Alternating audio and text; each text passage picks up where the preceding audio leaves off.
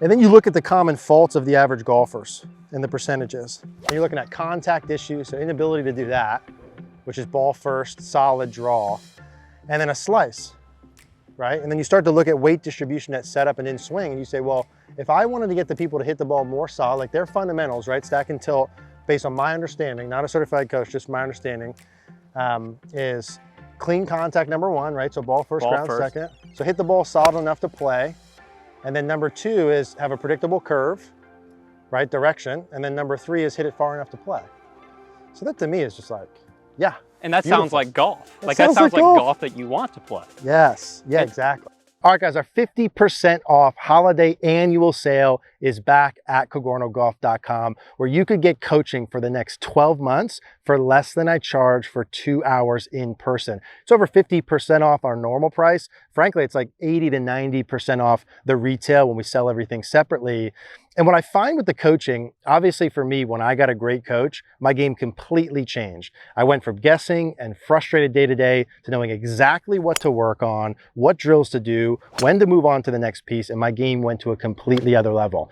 And you know what I found for myself and many of our students is that typically you're only one move away from being able to play the golf of your dreams. It's not like we have to change 7 or 10 things. Usually it's one big thing that you just haven't been able to solve that's holding you back that we could unlock. And usually that happens pretty quickly. You don't need to do hours and hours grinding on the range. I'm talking a couple minutes at home, right? A couple days a week. We've done this with over 10,000 students today. This is stuff that works for them, worked for me. It's gonna work for you as well. Obviously with the coaching, you get access to all the goodies, over $2,000 worth of bonuses, all the live seminars, all the master classes, the complete member library, 24/7 access to a coach, everything you need to cut your handicap in half or better this next calendar year. But you have to act between now and January 1st to get that 50% off. CogornoGolf.com. Please head over there and take advantage. I look forward to seeing you there.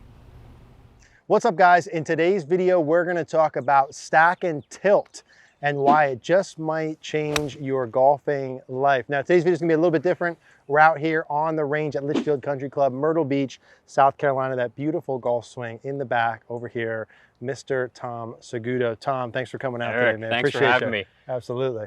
So in today's video, gonna be a little bit different. We're gonna hit some balls. Tom and I are gonna chat a little bit. We wanna talk about stack and tilt. And so as we're hitting balls, and why stack and tilt maybe can change your golfing life. And Tom, sort of our experiences with stack and tilt and why it has such a negative connotation or people get nervous about some parts of it. I want to kind of talk through that. So maybe let's hit some balls and we'll chat a little bit and talk stack and tilt. So I know your introduction to stack and tilt was a little bit different than mine, right? But we sort of along the same lines. Right, along the same lines. I was a traditional golf swing guy, so I was doing everything in the golf magazines, the golf digests, and a lot of that was based around the shifting of the weight to the right side, the lifting of the arms, the dropping of the club into the slot, and the rolling of the hands. Yeah. And I didn't think anything about it. I didn't really know much about the golf swing other than just do these things and you'll be like the pros. That's like what the magazines were like telling you have to do. Day in, day out, like great bathroom reading. I'm in the bathroom finding my next tip, like I'm sure a lot of the viewers are. You're in the bathroom watching these YouTube videos. I need the next secret sauce. And the shift and lift obviously didn't work so good. No, it didn't. When I was going through the PGA program, I found myself in a situation where I'd shoot anywhere between 94 and like 75. So it was mostly toward the higher end of that spectrum, the 94, wanting to chuck my clubs in the lake type of feeling. Mr. Consistent. Yeah, Mr. Really Consistent. Army golf, right, left, right, left, right, left, or left, right. And so I was at the point where I wanted to actually quit having any aspirations of career in golf. Yep. I didn't even want to be a teacher at the time. I had no idea where I was going to go in golf, but golf game was just so bad. You just wanted to be good, right? Right, I just wanted to be really good at golf. And almost quit the PGA program, almost quit golf entirely. I discovered stack and tilt the following year, and that is the main reason I'm even in the golf business today, is because of stack and tilt. And so as you got started with it, Tom, that's nice. As you got started with it, what was your first session or first lesson or first introduction? Yeah, first lesson. So I was at a private club working as an assistant pro, and I was desperate. I was at the bottom, rock bottom. Like, you imagine the lowest of lows. You love You were golf. there. You got that feeling, you know, the passion for golf, that you love golf. But when you're not playing good golf, and golf is life, you're not playing good golf, life just seems to be a little bit frustrating. Miserable. Yeah. Down in the dumps. And I had two options. I could either go to psychotherapy, I could quit golf, or I could, you know, try something a little different, maybe that third option. So the pro at the course, I asked him, I said, hey, can you give me a golf lesson? And this is at the course you're working? The course I was working at. Okay. And he said, yeah, just come out on your lunch break. We'll do something for 15 minutes. And so I went out there thinking I'd get the same old spiel. You know, shift, lift, do the same things. And I was comfortable with that.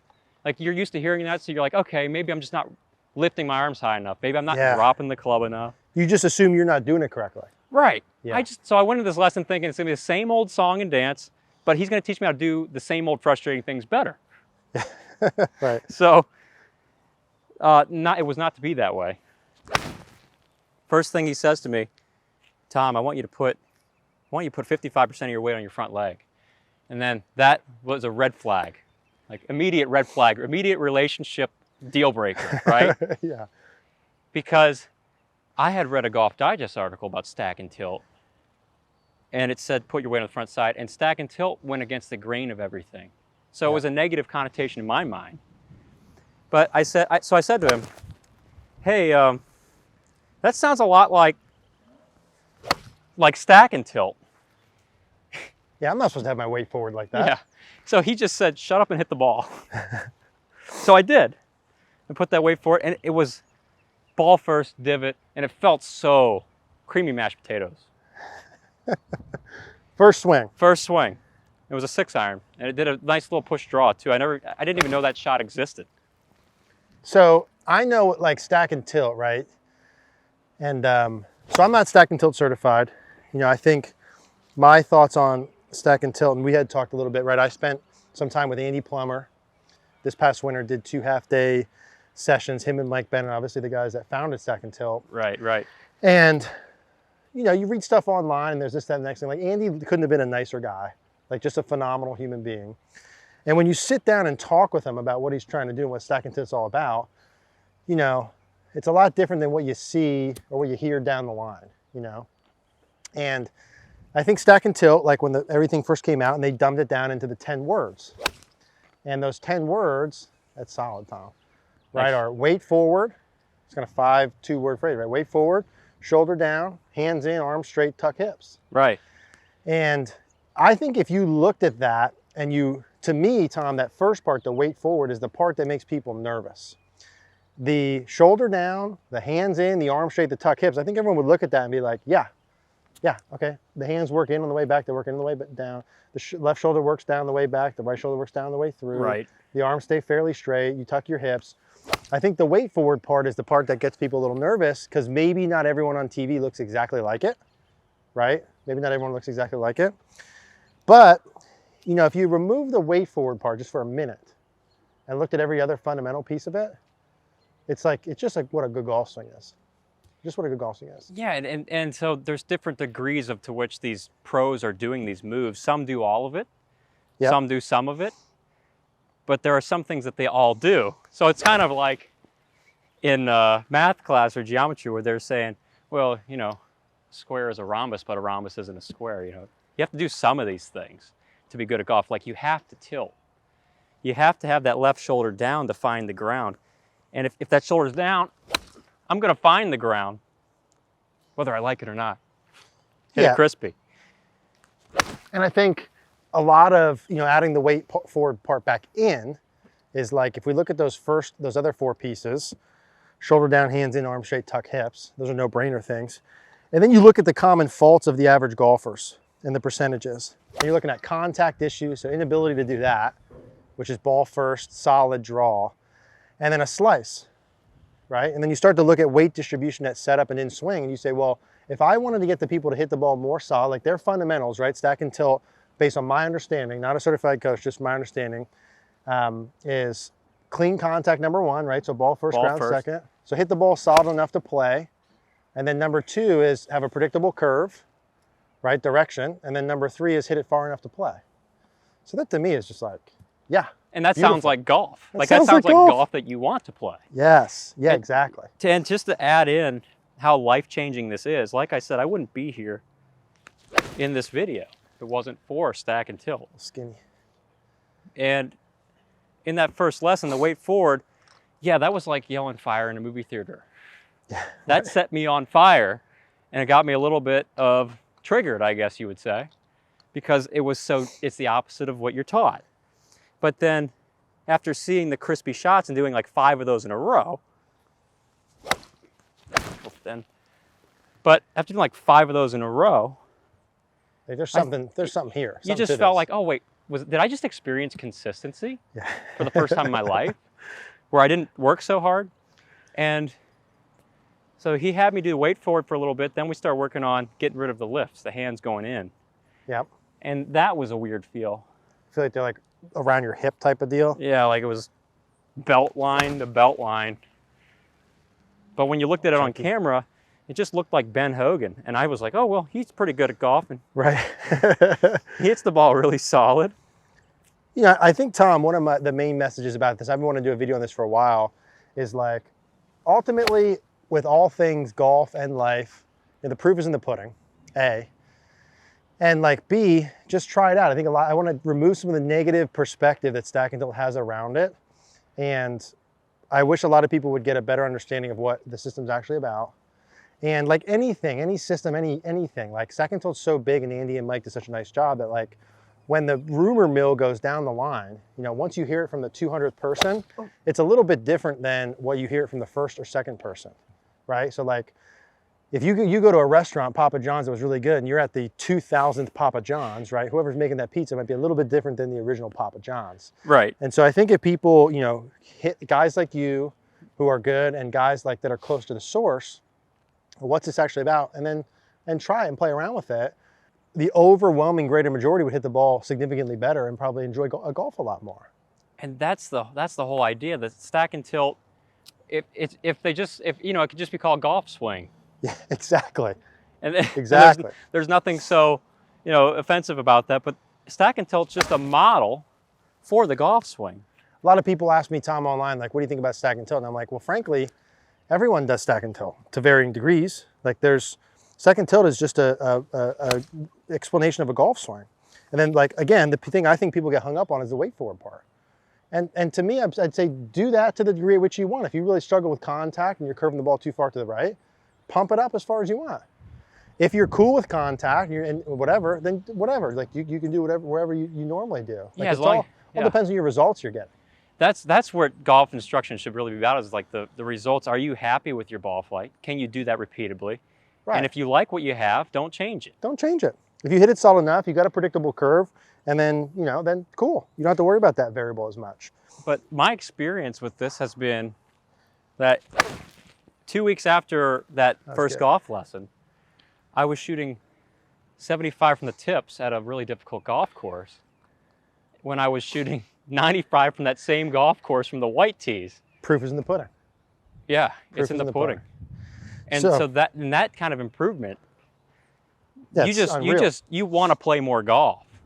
Exactly. And you enjoy it more. And I did play a ton more that year. Then I passed my playing test immediately the first time after switching over. And that was when I got really excited, thinking, well, this just happened so fast. This relationship's moving too fast. We gotta slow things down. Except I wasn't upset about that relationship moving fast. I've been wandering in the golf swing desert for 40 years. Yeah.